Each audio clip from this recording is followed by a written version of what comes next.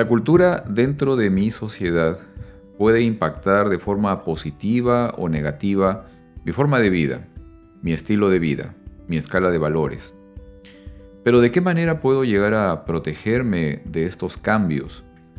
¿De qué manera llegar a proteger a mi familia o a los más jóvenes de estos hechos que están ocurriendo constantemente? Y sabiendo que nuestras vidas pueden llegar a entrar en crisis de forma inesperada, pero causando también momentos de estragos muy severos, ¿de qué manera puedo hacer provisión hoy para, llegado el momento, poder superarlos o enfrentarlos con mucha más holgura y tranquilidad? ¿Cómo poder llegar a caminar por fe? Estas son algunas de las cosas que hoy día trataremos de comentar, así que bienvenidos.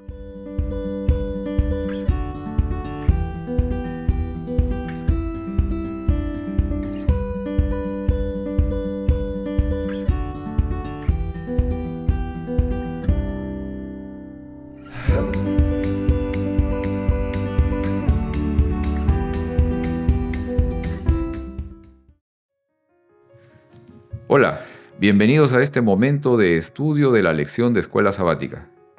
Hola Heriberto. Hola Pedro. ¿Cómo has estado? Muy bien, gracias a Dios. Qué bueno, qué bueno. Y llegamos a la lección número 12. Ya casi estamos terminando, creo que una lección más y ya se termina el trimestre y se termina también este año 2023, con muchas cosas. Bueno, y muchos desafíos que nos esperan para el próximo año también. Así es. Así es. Y tenemos la lección número 12, Esther y Mardoqueo. Creo que, digamos, en pocas palabras, quería comentar el asunto de que hay cierto cambio, he notado cierto cambio en la tónica de la secuencia de la lección, ¿no? Habiendo estudiado el tema de la misión, obviamente la misión de Dios, la misión de nosotros, la misión de cómo alcanzar a algunas personas, ¿no? A los pobres, a los poderosos, a los no alcanzables, etcétera, ¿no? Pero ahora vamos a ver la experiencia de un personaje enmarcado dentro de una situación, digamos, un tanto particular y que refleja también ciertos aspectos de cómo esta situación de requerimiento de supervivencia se empieza, digamos, a generar, pero también cómo es de que la acción de Dios se presenta, se manifiesta para proteger a su pueblo, ¿no? ¿Okay? Y esto es el libro de Esther y de Mardoqueo. Pero ¿qué tal si empezamos con una oración? Claro que sí. Sí, a ver. Oremos. Padre nuestro, gracias Señor te damos por las bendiciones que hemos recibido a través de este año. Sabemos que está por terminar y esperamos también muchas más bendiciones porque tú nos amas a tu pueblo y quieres que sea bendecido. Ahora que estamos estudiando esta lección, te pedimos que abras nuestras mentes y la mente de nuestros oyentes para que esta lección pueda ser algo de beneficio para sus vidas espirituales y que podamos practicar también lo que aprendamos hoy. Gracias, te lo pedimos en el nombre de Jesús. Amén. Amén. Y quiero leer del libro de Esther, el capítulo 2, los versículos 5 al 7. Leo de la Nueva Versión Internacional. En la ciudad de Susa vivía un judío de la tribu de Benjamín, llamado Mardoqueo, hijo de Yair, hijo de Simí, hijo de Quis, uno de los capturados en Jerusalén y llevados al exilio cuando Nabucodonosor, rey de Babilonia, se llevó cautivo a Jeconías, rey de Judá. Mardoqueo tenía una prima llamada Hadasá. Esta joven, conocida también como Esther, a quien había criado porque era huérfana de padre y madre, tenía una figura atractiva y era muy hermosa. Al morir sus padres, Mardoqueo la adoptó como su hija. Es interesante que encontramos una relación en el tiempo entre lo que se presenta en el libro de Esther y también el personaje del libro de Daniel. O sea, hay una secuencia, digamos, de paralelismo, porque en este caso se menciona que Mardoqueo había sido exiliado cuando Nabucodonosor justamente llegó a Jerusalén, a Judá. Pero Daniel también fue llevado justamente en esa época. O sea, estamos hablando más o menos de quizás 600 años antes de Cristo, 590 años antes de Cristo, un periodo de tiempo más o menos por allí. Pero este personaje, este hombre Mardoqueo y su prima Esther, no habían regresado a Jerusalén. No sabemos exactamente qué edad tenía Mardoqueo. Probablemente era una persona mayor, quizás 70, 80 años, yo no lo sé. Pero recordemos de que ya se había cumplido el tiempo en que los judíos regresaron a su tierra. Y en esta ocasión, o sea, se menciona de que Mardoqueo se quedó todavía viviendo allí, ¿no? Esther también se quedó viviendo allí. Ahora, el libro en sí fue escrito justamente a finales del período persa o también a principios probablemente del período ya cuando los griegos empezaron a dominar, más o menos siglo IV antes de Cristo. Y este libro de Esther justamente presenta esta figura, esta imagen de preservación de la identidad judía, ¿no? De mantener justamente los principios del pueblo de Israel, pero al mismo tiempo también manifiesta la forma milagrosa como es que el Señor actuó en esos momentos cuando la cultura del lugar y las personas también de poder justamente se manifestaron como hostiles para este grupo de extranjeros viviendo dentro de este territorio de esta nación poderosa, ¿no? El imperio persa, como comentaba Heriberto, o sea, había sido un imperio muy extenso, ¿no? Muy grande. El territorio era enorme, o sea, abarcaba casi desde el límite de lo que ahora es Europa, hacia el oriente, y de ahí se extendía hacia lo que es India ahora. Y por el sur llegaba a una buena parte de lo que es África también, casi el centro de África. O sea, era un lugar, un territorio enorme. Ahora, la lección enfoca un tema muy importante, muy interesante, y es el asunto de cómo la cultura del lugar puede llegar a afectar también o impactar de cierta manera en mi forma de vida. Y quiero leer del libro de Esther, el capítulo 2, el versículo 20. Quiero leer esto de la versión Palabra de Dios para Todos, lo siguiente. Dice, Esther aún mantenía en secreto que era judía y no le había hablado a nadie acerca de su familia. Eso le había ordenado Mardoqueo, a quien ella seguía obedeciendo, tal como lo había hecho cuando él cuidaba de ella. Y esta situación, digamos, ya nos presenta a Esther, digamos, en la posición de reina, ¿no? Recordamos un poco cómo había sido todo digamos, este asunto de que al final ella se llegó a convertir en reina, ¿no?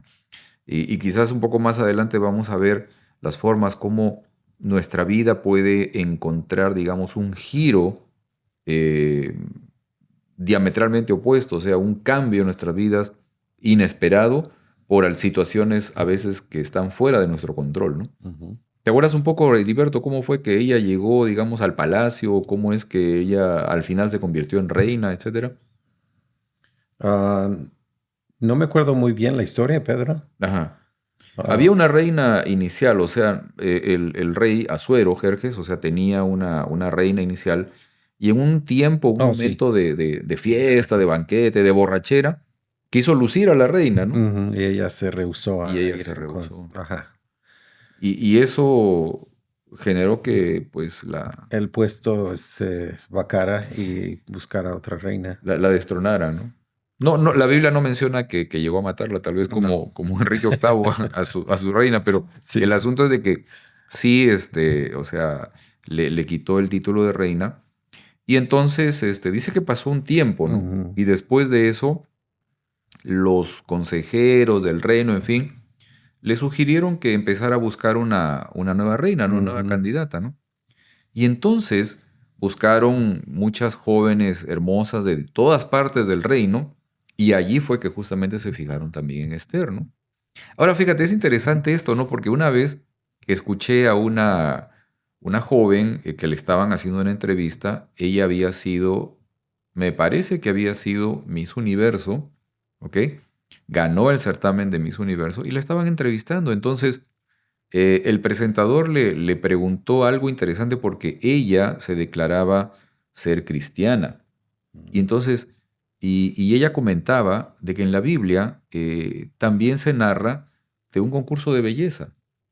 Y le hizo referencia a esto, ¿no? Y es interesante porque es exactamente, o sea, cuando Esther llega dentro del grupo de jóvenes que son puestas en el harén del rey, este, empieza un proceso digamos, de cuidado de su belleza y alimentación especial justamente para poder entrar en esta competencia porque ella tenía que también participar en una especie de concurso de belleza junto con otras jóvenes y el rey de todas ellas podía seleccionar una que sea al final su reina, ¿no? Así es. Y esto ocurrió. ¿Ah? Es interesante, es curioso esto. Ahora, la lección enfoca mucho también el tema de la cultura, ¿no? ¿Qué es cultura? Cómo la cultura del medio, del lugar donde yo vivo, puede llegar a impactar tal vez en mi vida, en mi estilo de vida, en mi forma de vida, etcétera, ¿no? Quiero leer, por ejemplo, de lo que dice el diccionario, ¿no?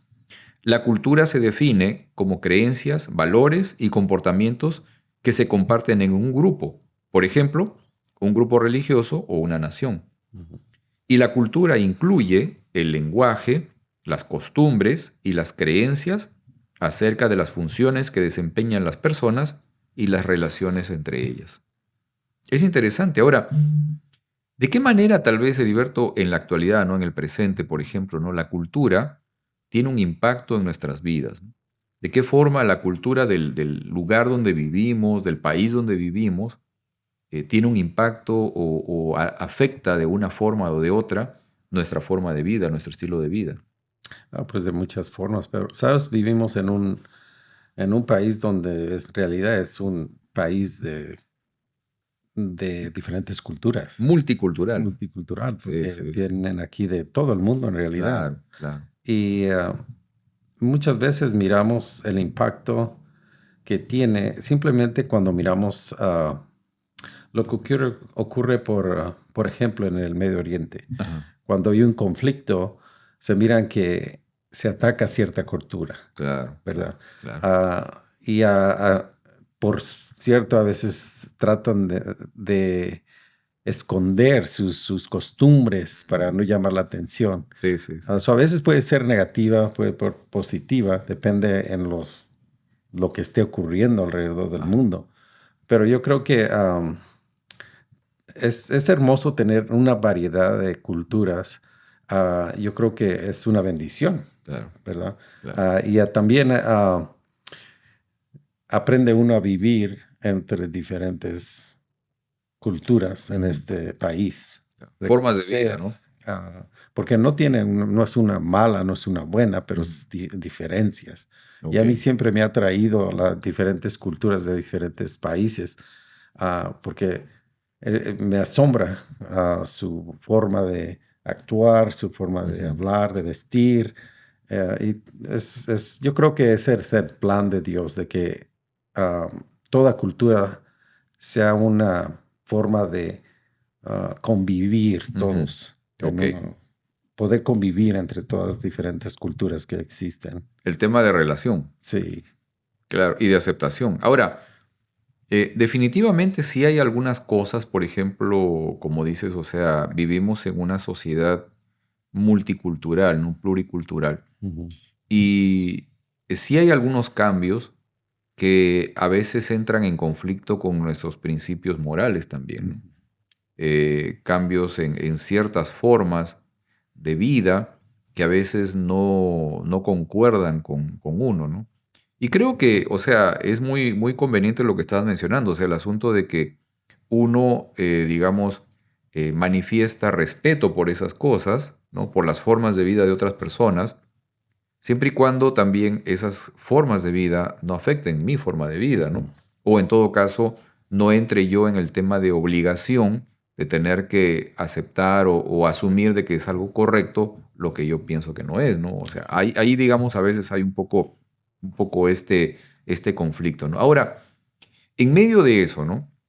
Por ejemplo, en una sociedad presente que, por ejemplo, pregona con mucha facilidad o anima, por ejemplo, a los jóvenes a cambios de sexo, por ejemplo, o a las prácticas como el aborto, etcétera. ¿Qué tipo de, digamos, de protección puedo tener yo si es que no comparto esas cosas, ¿no? Digamos, si es que no las veo como algo propio o conveniente para mi forma de vida, ¿no? ¿De qué manera yo podría prepararme, protegerme, o de qué manera incluso podría yo proteger a los más jóvenes, ¿no? Ujú.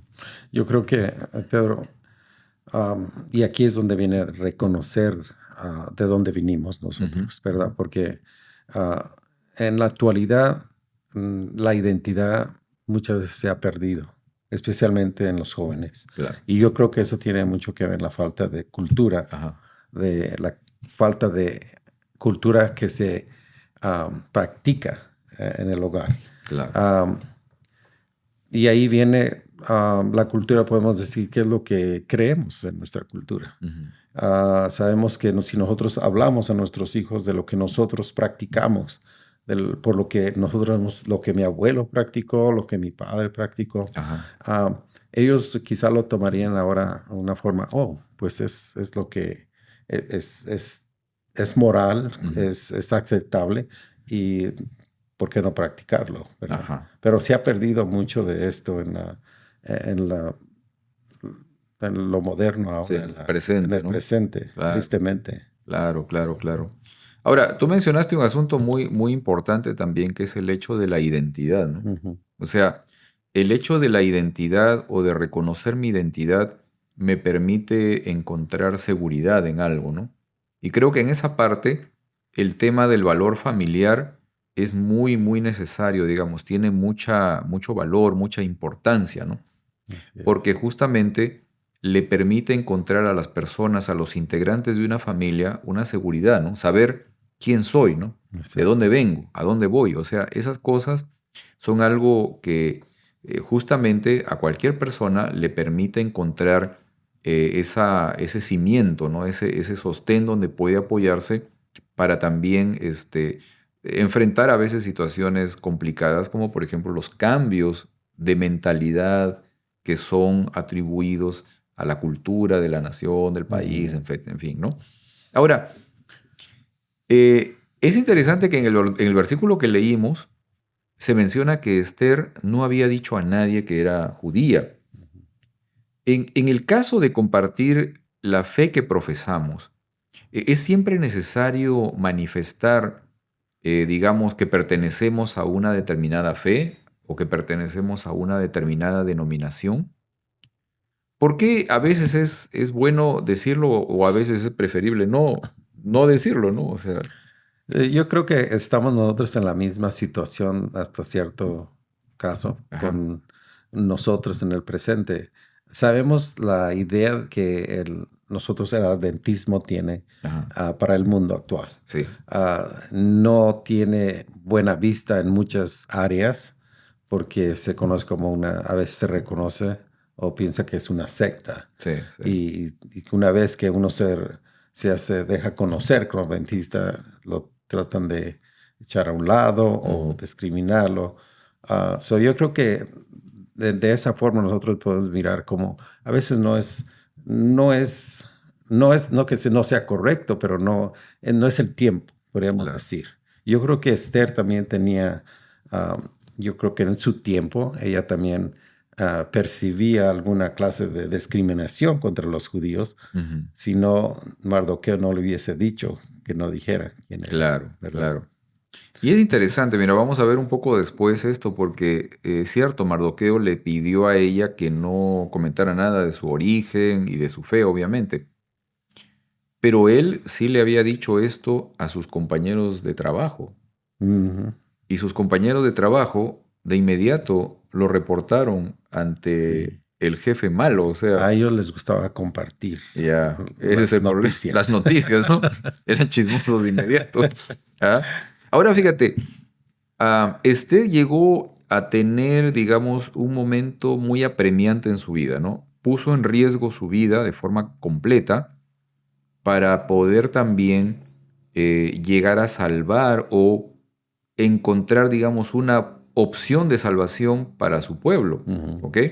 Ahorita vamos a comentar eso, pero eso, digamos, requirió un acto de fe. O sea, sencillamente es casi como lanzarse al vacío, ¿no? O aparentemente al vacío. Entonces, ¿qué necesito hoy, por ejemplo, para que cuando llegue a un momento así como este, como el que vivió Esther, un momento de angustia, un momento de gran necesidad, pueda yo dar el paso de fe, ¿no? ¿De qué manera hoy puedo yo hacer provisiones espirituales, sobre todo, para que cuando se llegue al momento de necesidad pueda enfrentarlo y superarlo de manera satisfactoria? Yo creo que empezar por las cosas pequeñas. Ajá. Ella fue probada en algo grande, pero yo creo que su vida fue una vida de obediencia en las cosas pequeñas que ella encontraba. Y yo creo ella porque tenía una relación con Dios. Y sabía que ella vivía en un mundo pagano en realidad. Claro, claro. Pero ella conocía del Dios verdadero. Y yo creo que en cosas pequeñas ella representaba su carácter. Sí. Y llegó un momento cuando en realidad ella tuvo que enfrentar una decisión muy grande que tenía unas consecuencias también muy grandes para ella y para su pueblo. Claro, claro, claro. Quiero leer lo que dice el capítulo 4 de Esther, los versículos del 12 al 14. Dice esto: Cuando Mardoqueo se enteró de lo que había dicho Esther, mandó a decirle: No te imagines que por estar en la casa del rey serás la única que escape con vida de entre todos los judíos. Si ahora te quedas absolutamente callada, de otra parte vendrán el alivio y la liberación para los judíos, pero tú y la familia de tu padre perecerán. ¿Quién sabe si precisamente has llegado al trono para un momento como este? Ahora, para ubicarnos un poco en contexto, ¿no? Están Esther, que era, digamos, una muchacha huérfana, que por situaciones, digamos, fuera de su control, llegó hasta el palacio, se convirtió en reina. Estaba Mardoqueo, que era su primo, un hombre que la había adoptado como hija, y que él trabajaba como un funcionario del rey en la puerta del palacio. Parece que tenía un cargo importante, ¿no? Pero había un personaje que era prácticamente el segundo después del rey, era un hombre muy poderoso, que exigía que todos los ciudadanos, incluso de Persia, o sea, le rindan honores, ¿no? Cada vez que él pasaba por un lugar tenían que inclinarse ante él. Todos menos Mardoqueo, o sea, Mardoqueo no lo hacía, ¿no? Así es. Y Mardoqueo ya había, digamos, compartido con sus compañeros de trabajo el asunto de que él era judío, ¿no? Y los compañeros de trabajo siempre le estaban diciendo: ¿y tú por qué no te inclinas ante Mardoqueo y desobedeces al rey, ¿no? Y no te inclinas ante él. Y eso se lo contaron a Amán, ¿no? Al que era el personaje malo. Ahora, así es. Este personaje, Amán, empezó a, digamos, a maquinar la forma como a afectar o destruir, mandar a matar a Mardoqueo. Pero no solamente pensó en eso, sino también en el deseo de destruir a todos los judíos que vivían en el reino de Persia. Es interesante que cuando lees alguno de los capítulos del libro de Esther, encuentras, por ejemplo, momentos como que durante toda la noche el rey Asuero no pudo dormir tranquilo. Y entonces se despertó en la noche y llamó a sus súbditos y que le trajeran el libro de historia del reino, ¿no? Todas las crónicas del rey. Entonces trajeron los libros y empezaron a leerle, y entonces se enteró él, no se enteró, sino recordó de que había un hombre que le salvó, digamos, la vida, porque habían unos funcionarios de su reino que tramaron matarlo al rey. Y en este caso fue Mardoqueo justamente el que le salvó la vida, o sea, anunció, le mandó el aviso de que había una conspiración contra el rey, ¿no? Y entonces el rey empezó a pensar y dice: oye, y le hemos agradecido a este hombre, le hemos dado las gracias, se ha hecho algo por él. Y sus funcionarios le dijeron, no, no se ha hecho nada, ¿no? Y en ese preciso momento llegaba Amán al al palacio, pero había llegado Amán ya con el pedido explícito de que mande matar a Mardoqueo, ¿no? O sea, durante toda la noche el rey no pudo dormir, pero se enteró de que Mardoqueo lo había ayudado. Y durante toda la noche Amán en su casa había estado planeando venir a decirle al rey de que mande a matar a Mardoqueo. Pero ¿cómo es de que la providencia de Dios justamente actúa en esta situación, ¿no? Porque el rey habla con Amán y le dice, ¿cómo retribuirías, cómo agradecerías tú y elogiarías a un hombre que le es fiel y leal al rey, ¿no? Y entonces Amán dice y piensa dentro de sí, oh, quiere agradecerme, quiere darme algo a mí, entonces voy a exagerar las cosas. Oh, tienes que darle la mejor prenda, la mejor ropa, subirlo en tu caballo y llevarlo por las calles y entonces anunciar de que así se trata a un ciudadano correcto, a un ciudadano leal del reino.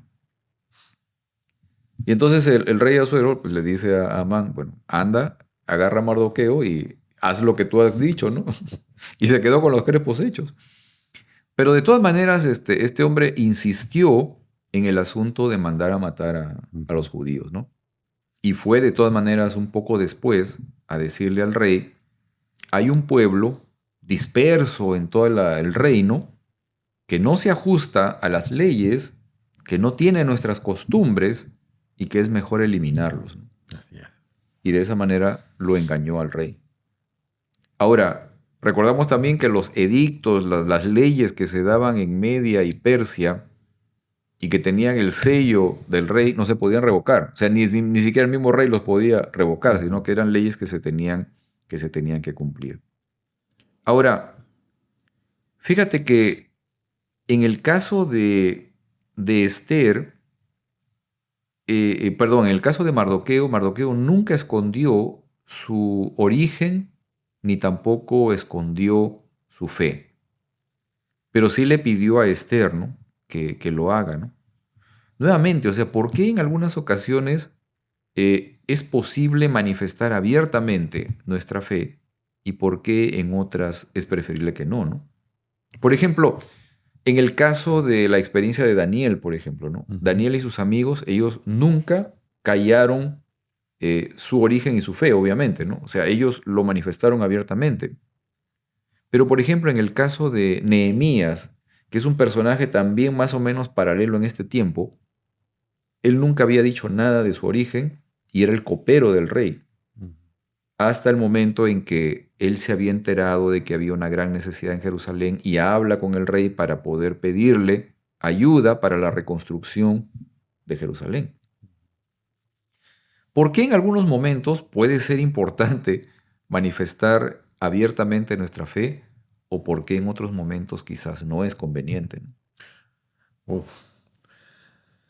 Pero vivimos en un país donde hay libertad de religión, pero hay otros países donde hay persecución del cristiano, ¿verdad?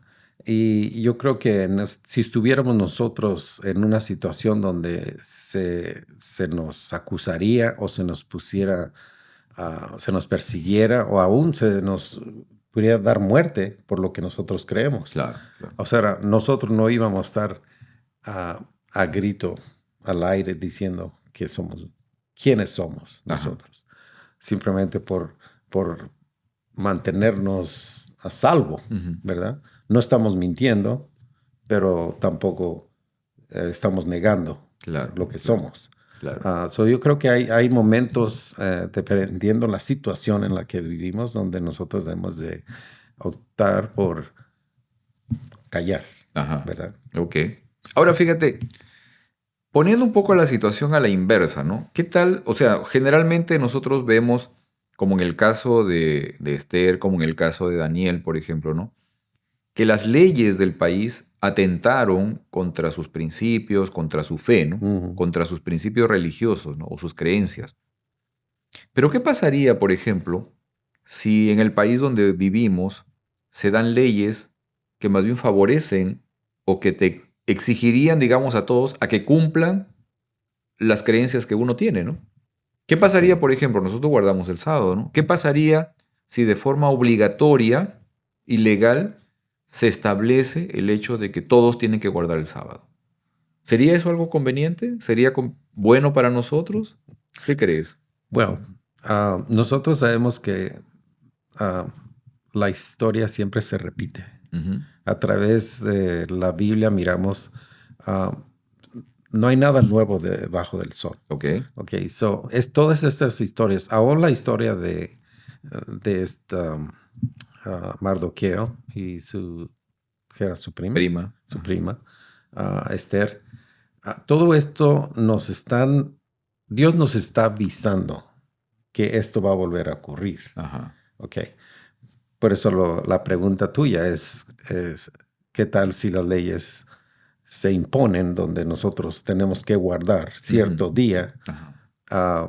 Nos va a beneficiar si es el sábado, pero sabemos que no va a ser el sábado, Ajá. ¿verdad? Así que nosotros vamos a tener que decidir si vamos a obedecer las leyes del Estado, del gobierno o la ley de Dios. Ok. Pero en el caso, por ejemplo, ¿no? Poniéndonos en el caso extremo, digo, imaginario, ¿no? Ujú. De que así sea, o sea, de que se establece como obligatoriedad el día que nosotros guardamos, por ejemplo. ¿Tú crees que sea algo conveniente?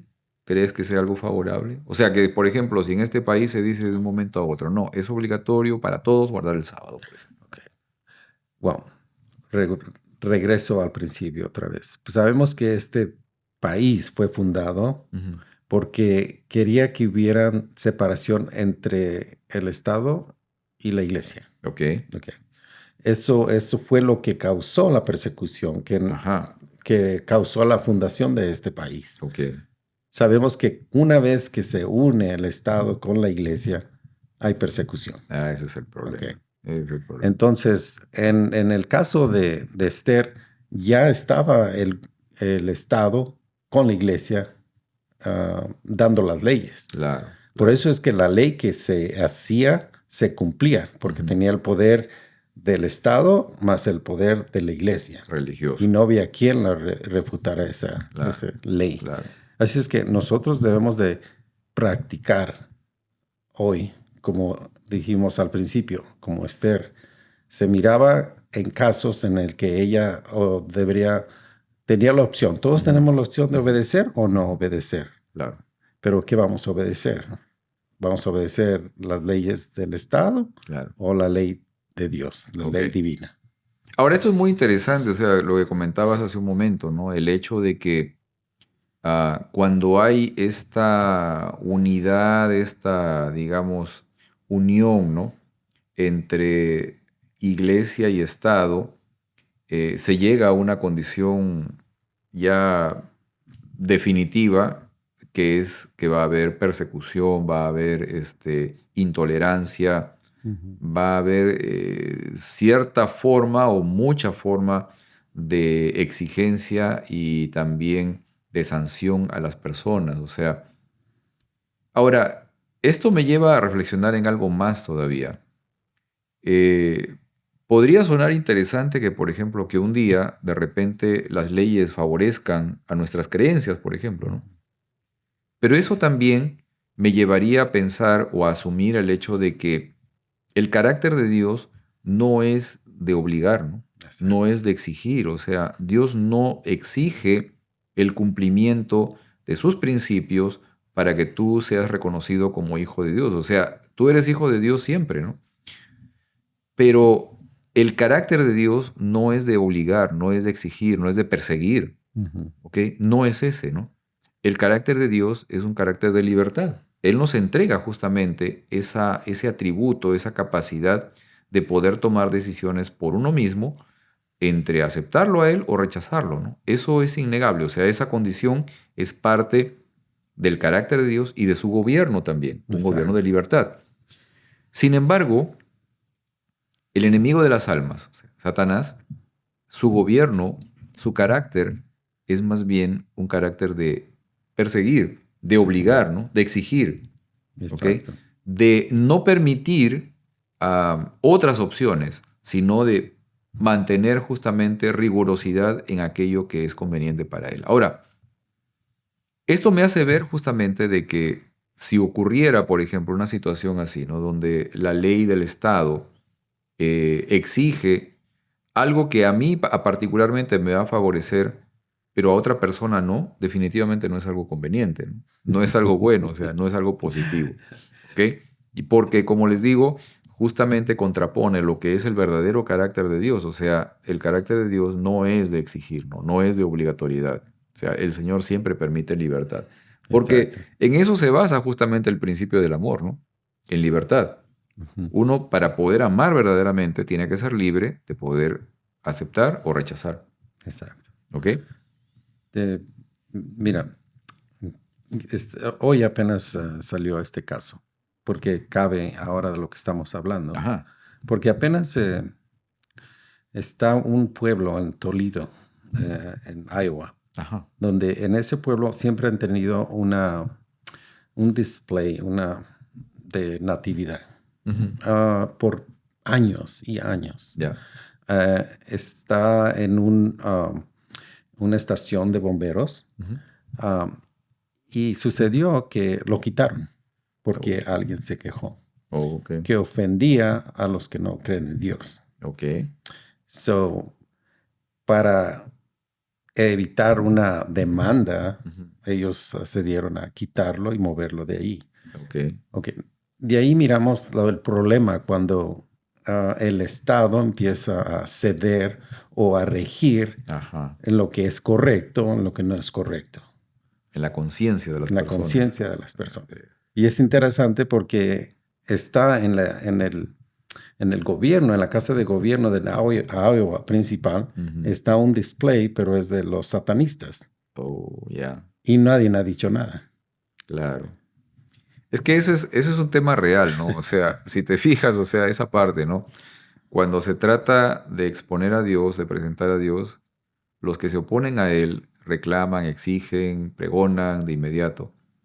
Pero cuando se trata de exponer al enemigo, los hijos de Dios no tienen necesidad de estar haciendo, digamos, exigir, requerir, obligar, ¿no?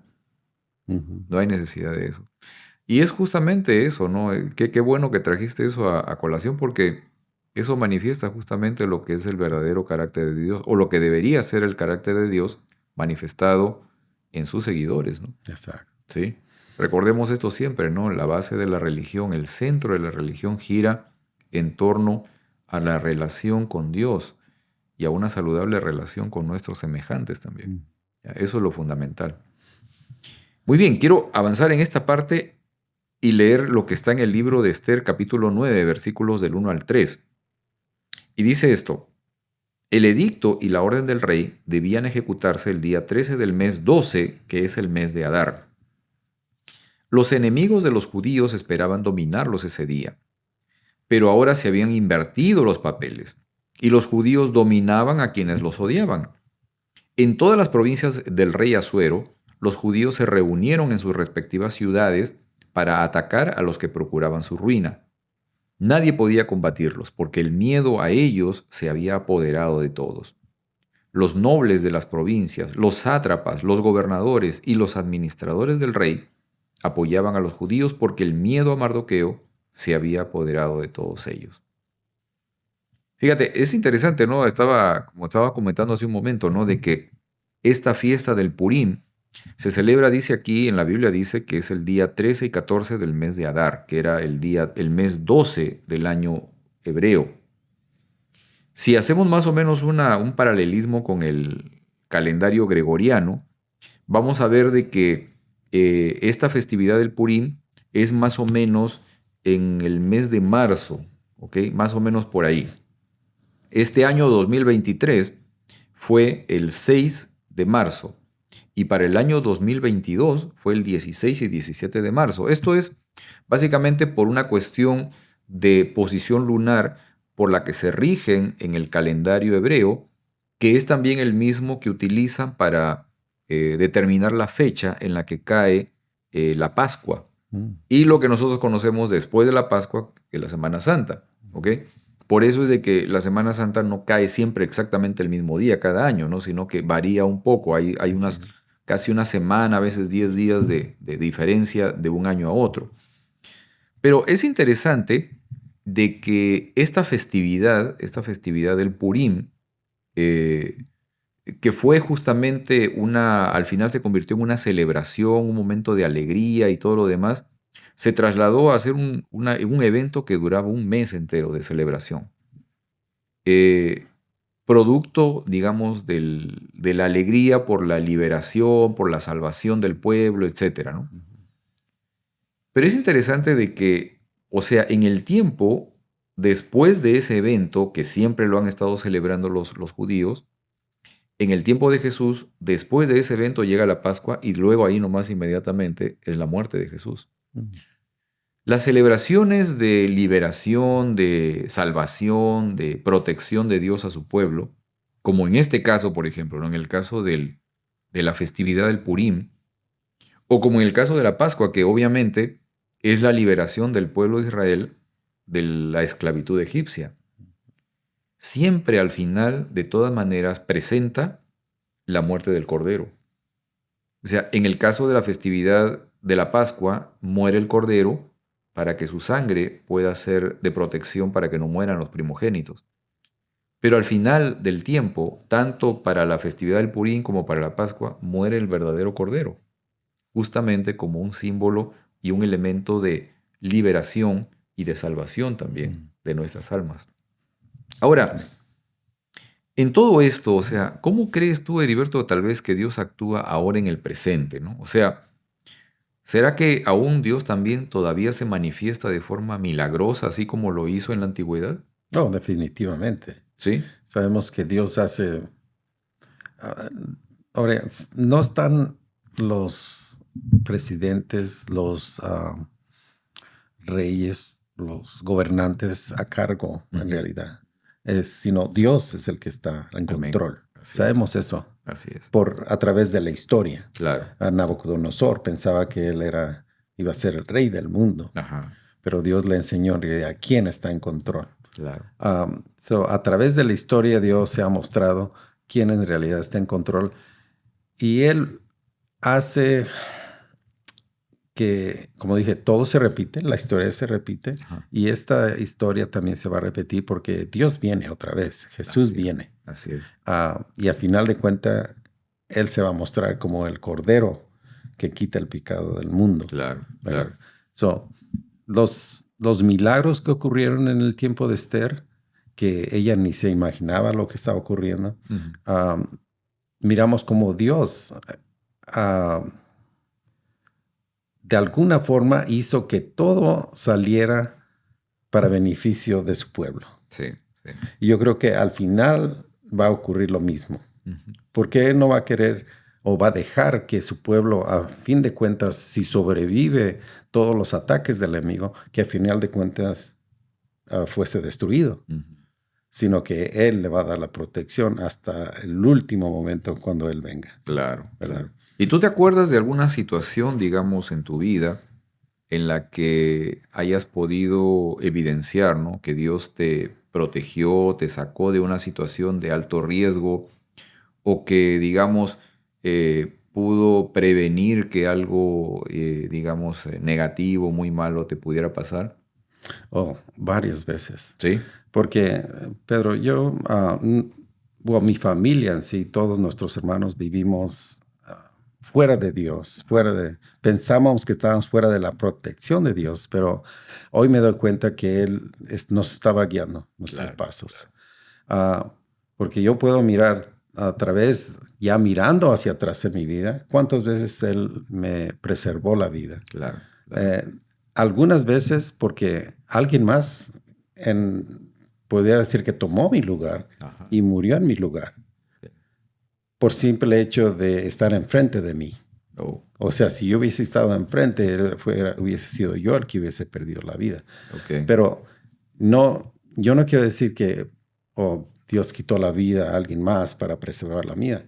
Pero sabemos que el pecado existe en el mundo. Claro, claro. Pero sabemos lo que ocurre para que nosotros sigamos adelante. y no nos vamos a dar cuenta hasta que lleguemos al cielo cuántas veces Él nos ha guiado nuestros pasos para que nosotros estemos con vida todavía. Claro. Y cumpliendo un propósito. Exacto. Cumpliendo una misión también. Otra de las cosas es, yo vine aquí, Pedro, con otro hermano, más chico que yo. Uh-huh. Y él estuvo en la iglesia, pero se retiró.